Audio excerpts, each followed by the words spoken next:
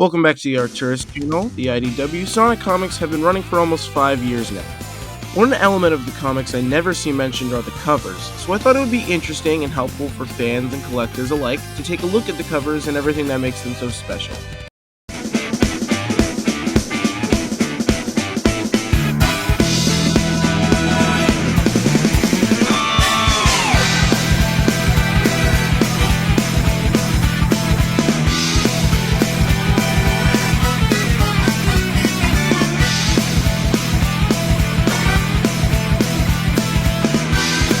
To kick off our look at the covers, you're going to need to know what they look like.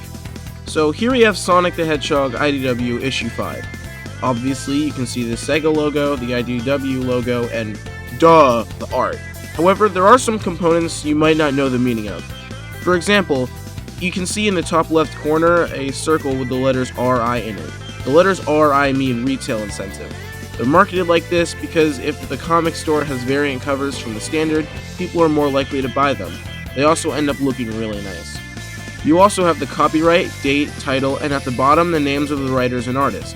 Now taking a look on the first page, you can see some more copyright and publishing info, but more importantly, we get the full names of the writers and artists below, and we can see all the cover versions for that issue. They also have full page prints of the alternate covers in the back of the comics for you to witness. Now that you know the insides and out of the cover, we can get to the fun stuff. For starters, combining covers. They've done this a few times in the current run, and it's always fun to get 2 or 4 comics together and be able to put together one large image with tons of love, care, and detail put into it. They did this for the first 4 comics, the Imposter Syndrome series, issues 29 to 30, and 31 to 32. As a physical comic collector, framing these and putting them on a wall next to each other is a personal dream of mine. There's just a lot of love, care, and respect for the story and artists put into it. Now I want to talk about second and third prints. For the first 4 issues, IDW did a second print of issues 1 through 4, which would showcase the main cover art with a completely white background. And they also did a third print of issue 1, which instead of having a red cover, it had a yellow cover. I can't find any physical images of the third print of issue 1, but I do have a digital image, so I'm going to show it to you guys right now. It doesn't look that much different from the second print. The only difference is that the red part in the top left corner is now yellow. I can't find any other information on this, so it must have been a very short and limited print. Also, moving forward, IDW hasn't done any second prints of the comics, so there aren't too many around anymore. Currently, the issue 1 reprint is worth around $20 to $40 on eBay. I also think it's pretty important to talk about IDW's landmark specials. Currently, we're on issue number 55, so we've come quite a bit from issue 1. And whenever we hit a major percentage of 100, like 25 or 50, IDW likes to make a spectacle and design variant covers centered around the milestone.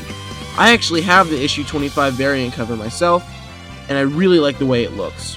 It's just filled with so much style and personality. It really fits Sonic, you know what I mean? For issue 50, they made a lot more variant covers. I only ended up getting one, kind of because I'm broke, but that's a story for another day. If you want to see me get the rest, you should subscribe. So to compensate for that, I'm showing you the rest on screen right now. I think that it's nice to see IDW go out of their way to make milestones like this an event, and I'm very excited to see what they have for issues 75 and 100. I know the original Sonic comic run made it to like 250, 260, and they didn't really like to make a spectacle unless it was crossing 100 or 200. So this makes it feel a lot more special, and I'm honestly glad that they're doing that. IDW also likes to release annual comics with a bunch of short stories that take place wherever the Sonic Squad is in the story. They usually bring on the main artist to make some covers for said annuals, and they look pretty nice. I'm going to show some of the 2021 covers, 2022 covers, 2020 covers, and 2019 covers on screen right now. They usually focus on one story in the annual, which makes for some pretty interesting art, like the story where Rouge and Tangle team up with Ruff and Tumble. It's really fun, and if you can, I recommend picking them up. There are also some conventions, mainly Comic-Con exclusive covers for physical covers, but there are also some digitally exclusive covers. I'm going to show those on screen right now. Tell me in the comments what you think of them.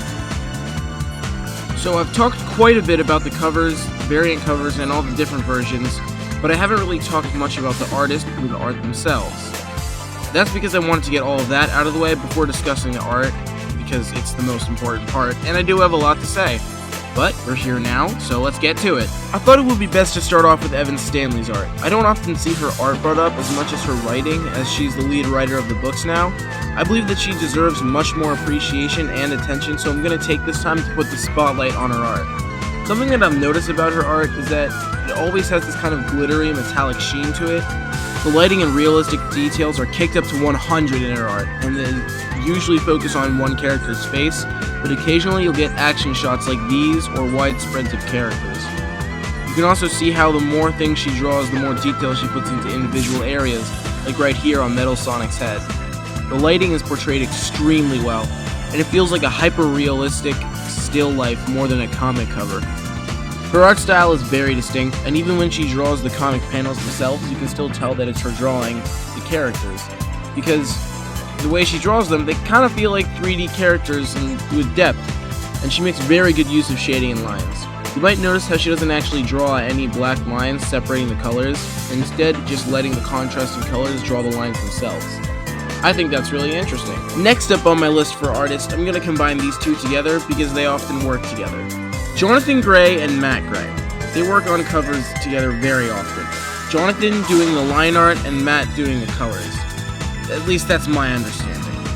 As a result of splitting up the work, they typically produce very stylized cover packed with detail and heart. They also like to hide a lot of references and Easter eggs in their art.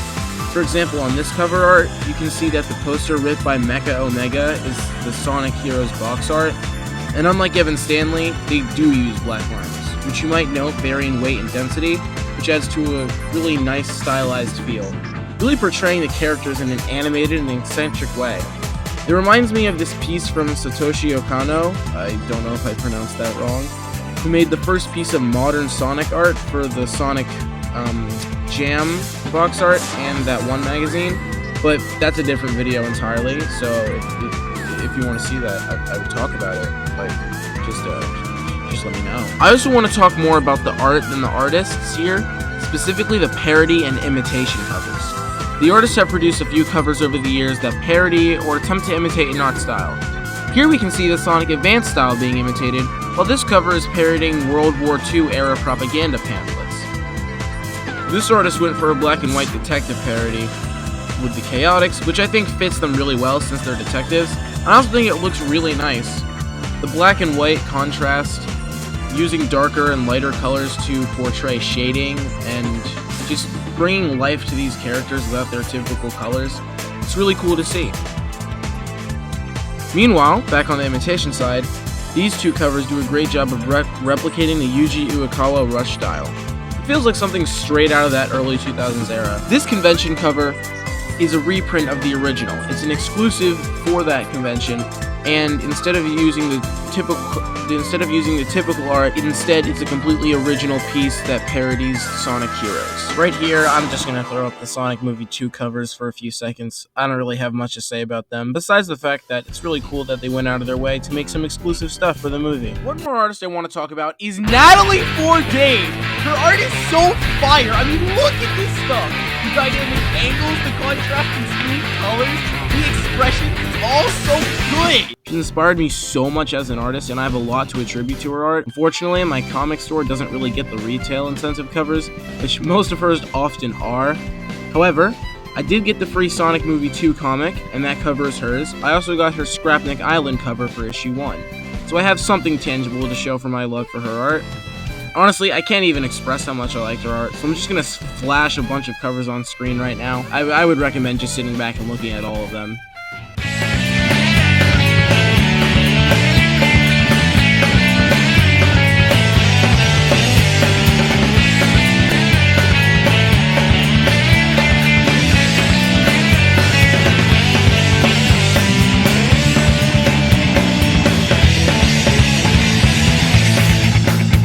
Of course, these aren't the only 4 artists working on the Sonic comics, and just the covers at that, but I couldn't mention every single one, so on screen you should be seeing a list of all the artists and art directors I could find, but I guarantee you I'm still missing some.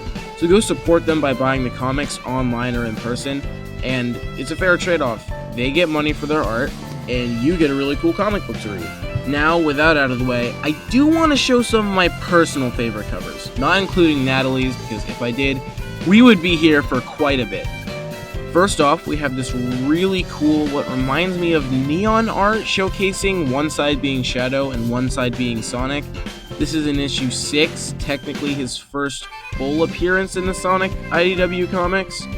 The next one is the action shot of the tornado surfacing above the clouds, while in the background the main Egg Fleet ship can be seen, while Sonic's quills fly backwards, demonstrating the speed.